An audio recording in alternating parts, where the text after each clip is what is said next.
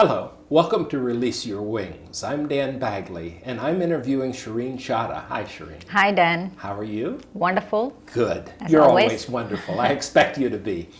This is an interesting topic and one near and dear to the hearts of the BKs. This one is faculties of the soul. So help start us off on this. What are we talking about, even though this term has been around since certainly Aristotle? When we're talking about faculties, okay, first let's talk about the body. Yes. The body is made up of 5 elements, the physical elements. And then we have the organs like the nose to see, the nose to smell, and the eyes to see, and the ears to hear and stuff. And so we have those organs. And the soul is imperishable. It's actually just consciousness. It's metaphysical. That means it's beyond the physical. Got it. And the soul also has faculties or organs. But these organs of the soul are not like, they have not places in the soul because they're planes of existence, they're planes of thoughts. That's how thought patterns happen within the soul. I see. Help elaborate. Can you do a reductionist model and break down some of the faculties? Yeah, so there are 3 faculties according to the Brahma Kumaris. There are 3 faculties: the mind, the intellect, and the impressions.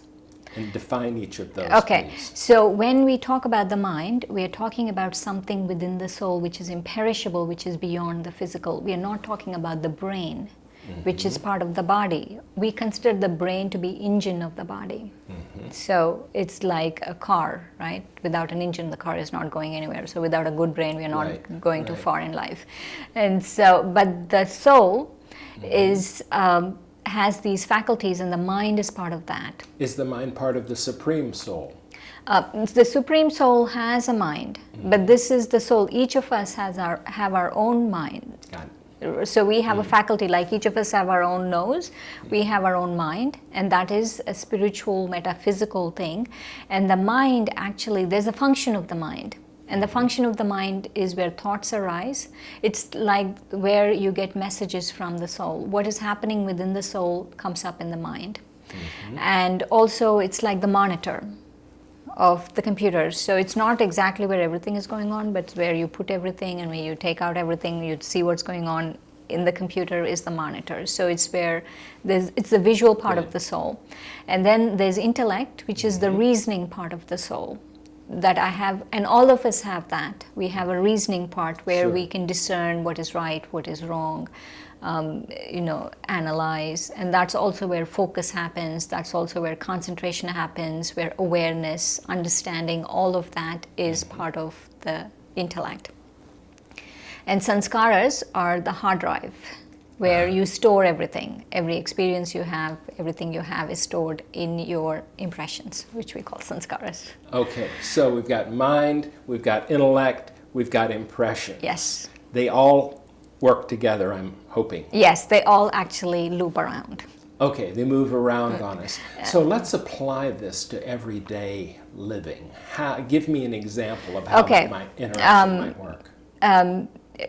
Do you want like a habit or a bad addiction? We can talk about a bad addiction. And I'm not saying this applies to you, but let's say this has happened to someone we know. Let's say they've been invited to a party. And they're 16 years old and they've been told no underage drinking by their parents. And they've been invited to a party and everyone there is having alcohol. And so the debate is going on, should I have it, shouldn't I have it? There's a lot of peer pressure, and so there's a debate of, let's say, half an hour going on. I shouldn't do this, what if I get caught, all of that.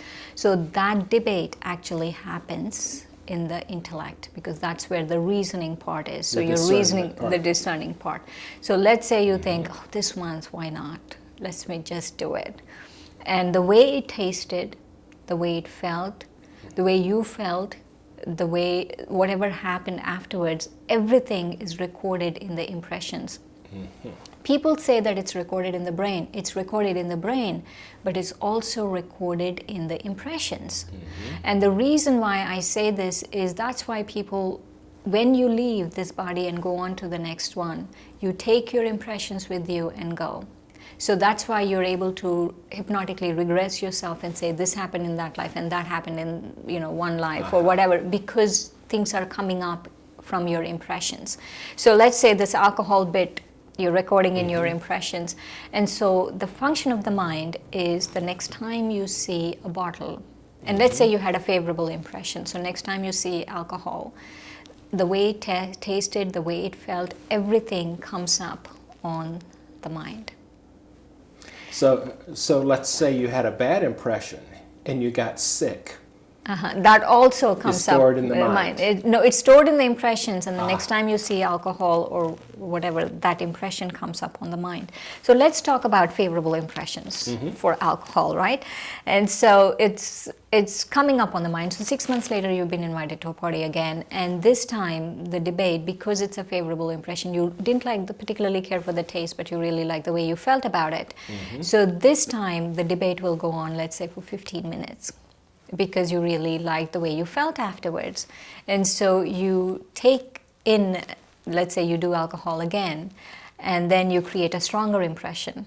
So 6 months later, you've been invited to a party again, and this time the debate will be, let's say, for 5 minutes, because you're creating stronger and stronger impressions. I'm a much faster learner than that. And so there will come a time where you don't need to look at alcohol to want alcohol, because your impressions are so strong that they go up on the mind. So the loop actually happens. Instead of it going from the thought, going from the mind to the intellect to the impressions, to the mind to the intellect to the impressions, the loop just goes from mind to impressions, mind to impressions. And that is what is a habit. What about something like benevolence? That's also the same thing. Same I'm using alcohol as a very simple example, but any thought pattern is the same loop. Guess what percentage of our lives we live in that loop of just mind to impressions, mind to impressions? That would be like a child, I would think. Everyone, even adults, like 80% of our lives, we just live in that habit loop. And habits that are really not good for us, not good for society, are addictions, but really everything. For example, the way I brush my teeth is also a habit, but it's a good habit. You don't want to have to think about how you brush your teeth every morning. But so there's some habits. So a lot of the time we live in that loop. Got it. So within that, for people that are not following or half listening to us, as we brush our teeth, because it is just the impression and the mind hitting on it, we typically put pretty much the same amount of toothpaste on the brush, and we take the brush and we put the brush on the same approximate tooth every single time. Exactly. We never switch hands, or almost never switch hands unless something's wrong and try the other direction. That would feel strange. Right. But that doesn't take any real thought or discernment. Yes, and which is fine, because some habits are just necessary habits. But habits that are really bad for you, that habits that really give you, like a unhappiness, a sorrow, all of those habits, it could be a thought pattern. Yeah. A habit that has become a thought pattern also could give you, like feeling unworthy. It's a thought pattern that you're feeling unworthy. Also is a habit, and that's the loop. And so part of the meditation practice is to bring the intellect back into the loop. Because for the soul to be healthy, I have to have all of three of them working very well. I see. So is the observer self part of the intellect, or are we mixing metaphors? The soul. When we are talking about the soul actually has this. Like when I'm talking about the body has the 5 organs, like the eyes and the nose and stuff. And in the same way, the soul has these. But the soul can be as separate from these. And so you could talk of yourself as the soul watching these. You can have as a soul having a conversation with these things and keeping them in track and making sure that everything is fine. Because impressions really are the key to life. Because we have good impressions and we have negative impressions. Right.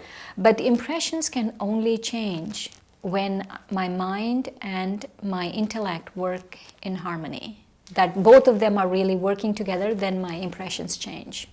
I'm also thinking of practicing mindfulness as important to this process. Yes. Because if if I have bowls of M&Ms all over the house and I unconsciously, leaving out really discernment, pop a few in my mouth each time, feels good. Again, pretty soon I've consumed 5 bags of M&Ms and A lot of M&Ms. well, I'm making this up. I can't have them in my house. But the point is, I'm doing it mindlessly, and I'm not even enjoying it. How most of us eat our food without having a mindful piece to it. So does that mean that even our eating can be a soul experience of Yes, of yes. total You can enjoyment? eat in the remembrance of who you are, in mindfulness of who you are, and also with that conversation going on with yourself. You know, now the mind is looking at it. Now I'm discerning, I'm going to eat it. You know, that conversation can go on.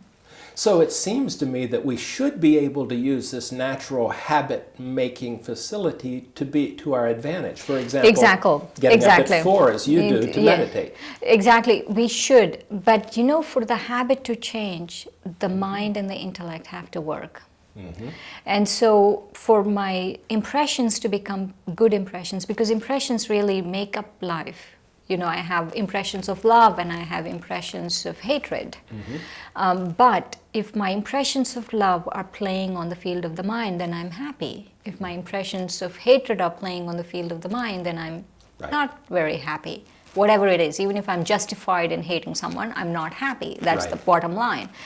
And so I have to make sure that I'm using my intellect and I'm using my mind to change that to have such powerful experiences of who I originally am, of my original nature, my true self, that I should use mind and intellect so much that I have these powerful experiences that all the negative experiences I've had in my life just go away because they go they get submerged.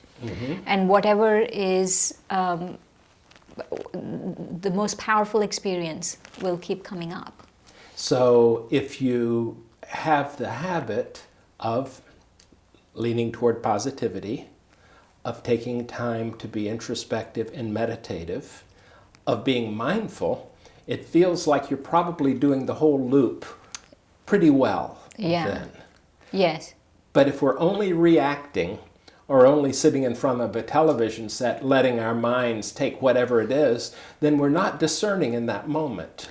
Right. And we're falling into the trap of just looping through. Right. You know, in another topic, we'll talk about parenting the mind. But one of the most useful things here is we have to keep our mind occupied in positive things, like you're saying.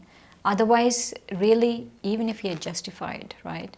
Even if someone came and, you know, beat me up and I'm justified in thinking negative things about that person, it still is not useful because my mind is dwelling on negative things, and so I will be experiencing those, not just that negativity of that situation. We live by association, negativity of all the situations that have happened in our lives, and everything, all of it starts coming up. Right.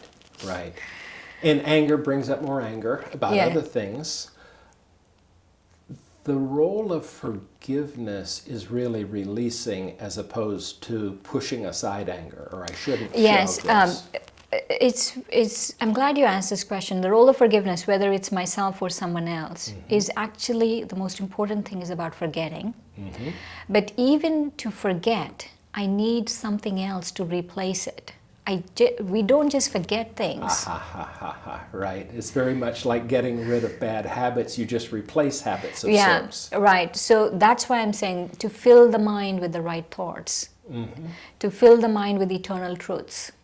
And I feel that really works. You know, pick something that really bothers you, and then really pick an eternal truth. And just every time that bothers you, just think about this eternal truth, and you will replace that habit. Or any habit. Wow. For 15 minutes, we've covered a lot of material. I hope this helps you understand this interaction.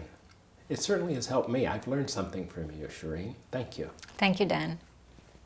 Goodbye.